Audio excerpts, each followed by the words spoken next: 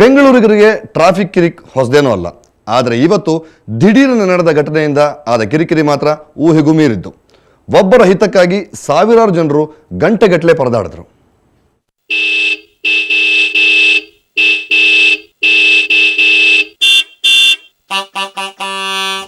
ಗಂಟೆಗಟ್ಟಲೆ ಕಾದ್ರೂ ದಾರಿ ಕಾಣದೆ ಹತಾಶರಾದ ಸಾರ್ವಜನಿಕರು. ಯಾರಿಗೇನಾದ್ರೇನು ನಮಗೆ ನ್ಯಾಯ ಸಿಗೋವರೆಗೂ ಕದಲೋದಿಲ್ಲ ಎಂದು ಪಟ್ಟು ಹಿಡಿದು ಕುಳಿತ ಪ್ರತಿಭಟನಾಕಾರರು. ಪ್ರತಿಭಟನೆಯ ಬಿಸಿ ಹೇಗಿರುತ್ತೆ ಅನ್ನೋದಕ್ಕೆ ಇಂದು ರಾಜಧಾನಿ ಬೆಂಗಳೂರಲ್ಲಾದ ಕಿರಿಕಿರಿಯೇ ಸಾಕ್ಷಿ.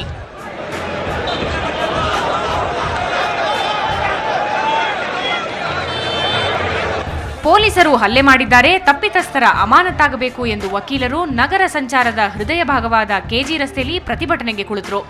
ಆದರೆ ಪ್ರತಿಭಟನೆ ಈ ಪ್ರಮಾಣದ ಅವಾಂತರ ಸೃಷ್ಟಿಸಬಲ್ಲದು ಎಂದು ಯಾರೂ ಊಹಿಸಿರಲಿಲ್ಲ. ಬೆಳಿಗ್ಗೆ 10:30 ವೇಳೆಗೆಲ್ಲ ಶುರುವಾದ ಪ್ರತಿಭಟನೆ ಗಂಟೆಗಳು ಉರುಳುತ್ತಾ ಹೋದರೂ ಸಡಿಲವಾಗೋ ಲಕ್ಷಣಗಳೇ ಕಾಣಿಸಲಿಲ್ಲ. ಇತ್ತ ಪ್ರತಿಭಟನೆ ಜೋರಾಗುತ್ತಿದ್ದಂತೆ ಸಂಚಾರ ವ್ಯವಸ್ಥೆ ದಿಕ್ಕು ತಪ್ಪಿ ಹೋಯಿತು. ವಾಹನಗಳು ನಿಂತಲ್ಲಿಂದ ಇಂಚಿಂಚು ಕದಲೋದಕ್ಕೆ ಹರಸಾಹಸ ಮಾಡಬೇಕಾಯಿತು.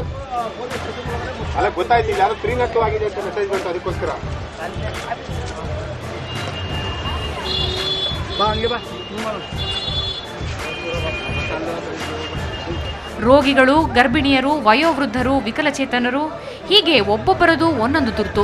ಈ ಟ್ರಾಫಿಕ್ ಕಿರಿಕಿರಿಯಲ್ಲಿ ಅದೆಷ್ಟು ಜನ ಅದೆಷ್ಟು ತುರ್ತು ಕೆಲಸಗಳಿಗೆಂದು ಹೊರಟಿದ್ರು. ಸಂಚಾರದ ಸಂಕಷ್ಟ ಎದುರಿಸಲಾಗದೆ ಸಾರ್ವಜನಿಕರು ಅದ್ಯಾವ ಪರಿ ರೋಸಿ ಹೋಗಿದ್ರಂದ್ರೆ ಅವರ ಒಂದೊಂದು ಮಾತು ಗಡಿಯಲ್ಲಿ ಗುಂಡು ಹಾರಿದಂತಿತ್ತು.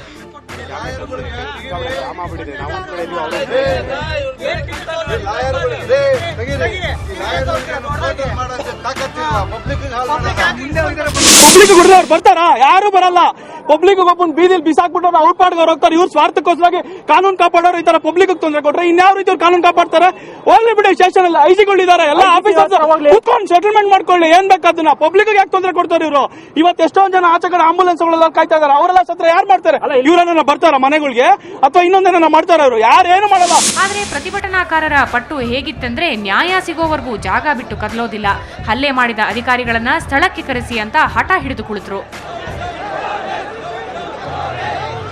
ಇತ್ತ ಪರಿಸ್ಥಿತಿ ಕೈಮೀರಿ ಹೋಗುತ್ತಿರೋದನ್ನ ಅರಿತ ಆಡಳಿತ ವರ್ಗ ಪ್ರತಿಭಟನಾಕಾರರ ಮನವೊಲಿಕೆಗೆ ಮುಂದಾಯಿತು. ನಗರ ಪೊಲೀಸ್ ಆಯುಕ್ತ ಜ್ಯೋತಿ ಪ್ರಕಾಶ್ ಮಿರ್ಜಿ ಪ್ರತಿಭಟನಾ ಸ್ಥಳಕ್ಕೆ ತೆರಳಿ ಸಂಧಾನದ ಸರ್ಕಸ್ ಮಾಡಿದ್ರು.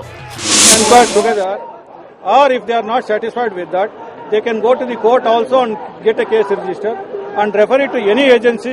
We have no objection. Any agency can investigate. Then we will take action. ಆದರೆ ಮಿರ್ಜಿ ವಿರುದ್ಧ ಧಿಕ್ಕಾರ ಕೂಗಿದ ವಕೀಲರು ಪಟ್ಟು ಸಡಿಲಿಸಲೇ ಇಲ್ಲ. ಸಂಧಾನ ಫಲಕಾರಿಯಾಗದಿದ್ದರಿಂದ ಮಿರ್ಜಿ ಸ್ಥಳದಿಂದ ವಾಪಸ್ಸಾಗಬೇಕಾಯಿತು. ಅಲ್ಲಿಗೆ ವಕೀಲರ ಪ್ರತಿಭಟನೆ ಮುಂದುವರಿತು. ಪರಿಣಾಮ ವಾಹನ ಸವಾರರ ಕಥೆ ಯಥಾಸ್ಥಿತಿ. ಸುವರ್ಣ ನ್ಯೂಸ್ 24/7 ಬೆಂಗಳೂರು.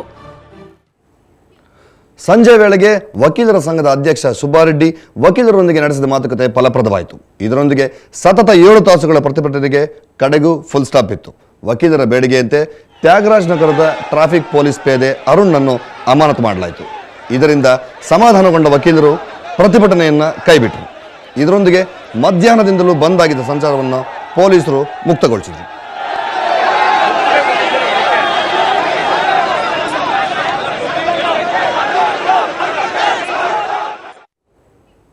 ಕಾಲಿಲ್ಲದ ಒಬ್ಬ ಮನುಷ್ಯ ನಿತ್ಯ ಬಸ್ನಲ್ಲೇ ಓಡಾಡಬೇಕಾದ ಪರಿಸ್ಥಿತಿ. ಆದರೆ ಇವತ್ತು ವಕೀಲರ ಪ್ರತಿಭಟನೆಯಿಂದ ಕೆಜಿ ರಸ್ತೆಯ ಮಾರ್ಗದಲ್ಲಿ ಬಸ್ ಸಂಚಾರ ಇರಲಿಲ್ಲ. ಜನರೆಲ್ಲ ನಡೆದುಕೊಂಡೇ ಹೋಗಿ ಮನೆ ಸೇರಿದ್ರು. ಕಾಲಿಲ್ಲದ ಮನುಷ್ಯ ಏನು ಮಾಡಬೇಕು ಹೇಳಿ? ವಕೀಲರ ಕಚೇರಿಯಲ್ಲೇ ಕಾರ್ಯನಿರ್ವಹಿಸುವ ಶ್ರೀಸಾಮಾನ್ಯ ವಕೀಲರ ಪ್ರತಿಭಟನೆಯಿಂದಲೇ ಅನುಭವಿಸಿದ ಯಾತನೆಯ ಕರುಣಾಜನಕ ಕತೆ ಇಲ್ಲಿದೆ. ಇವರಿಗೆ ಕಾಲಿಲ್ಲ. ನಿತ್ಯ ಪೀಣ್ಯದಿಂದ ಕಾರ್ಪೊರೇಷನ್ ವೃತ್ತಕ್ಕೆ ಬಸ್ನಲ್ಲೇ ಬಂದು ಪುನಃ ಬಸ್ನಲ್ಲೇ ಹಿಂದಿರುಗಬೇಕು. ಇವರು ಕೂಡ ವಕೀಲರೊಬ್ಬರ ಕಚೇರಿಯಲ್ಲೇ ಕೆಲಸ ಮಾಡೋದು. ಆದ್ರೆ ಇವತ್ತು ವಕೀಲರ ಪ್ರತಿಭಟನೆಯಿಂದ ಇವರು ತೀವ್ರ ಸಮಸ್ಯೆ ಎದುರಿಸಬೇಕಾಗಿ ಬಂತು. ಮನೆಗೆ ತೆರಳೋಣ ಅಂತ ಸಂಜೆ ಹೊರಕ್ಕೆ ಬಂದ್ರೆ ಕೆಜಿ ರೋಡ್ ಸಂಪೂರ್ಣ ಬಂದ್. ಮೆಜೆಸ್ಟಿಕ್ ಕಡೆಗೆ ಬಸ್ ತೆರಳುವ ನಿಲ್ದಾಣದಲ್ಲಿ ಯಾವುದೇ ಬಸ್ ಇರಲಿಲ್ಲ.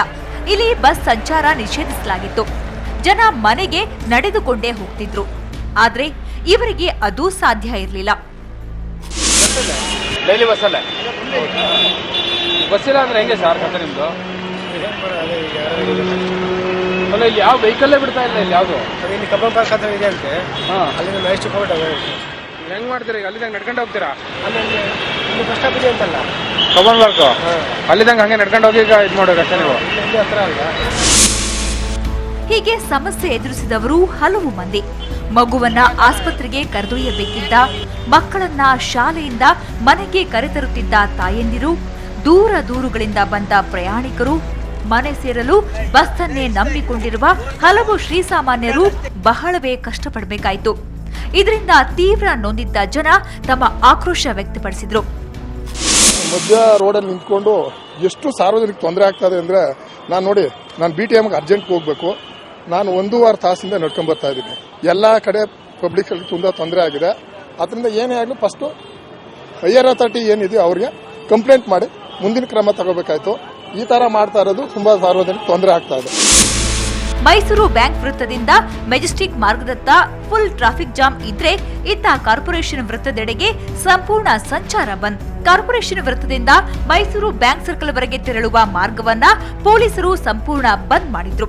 ಆದ್ರಿಂದ ಇವತ್ತು ಇಲ್ಲಿ ಕಂಡು ಬಂದಿದ್ದು ಕೇವಲ ಪಾದಾಚಾರಿಗಳು ಮಾತ್ರ. ಇತ್ತ ವಕೀಲರು ಪ್ರತಿಭಟನೆ ಕುಳಿತಿದ್ರಿಂದ ಮೆಜೆಸ್ಟಿಕ್ ರೈಲ್ವೆ ಸ್ಟೇಷನ್ ಕಡೆಗೆ ತೆರಳಬೇಕಿದ್ದ ಜನರೆಲ್ಲ ನಡೆದುಕೊಂಡೇ ಹೋಗ್ತಿದ್ರು. ಇವರೆಲ್ಲರ ನಡುವೆ ಕಾಲಿಲ್ಲದಿದ್ದ ಇವರು ಅನುಭವಿಸಿರುವ ಯಾತನೆ ನಿಜಕ್ಕೂ ಕರುಣಾಜನಕ. ಕೆಲವರ ಪ್ರತಿಷ್ಠೆ ಎಷ್ಟೆಲ್ಲ ಜನರಿಗೆ ಹೇಗೆಲ್ಲ ತೊಂದರೆ ಆಗಬಹುದು ಅನ್ನೋದಕ್ಕೆ ಇದೊಂದು ಸಣ್ಣ ನಿದರ್ಶನವಷ್ಟೇ. ವೀರೇಂದ್ರ ಒಪ್ಪಂದ, ಸುವರ್ಣ ನ್ಯೂಸ್ 24/7 ಬೆಂಗಳೂರು.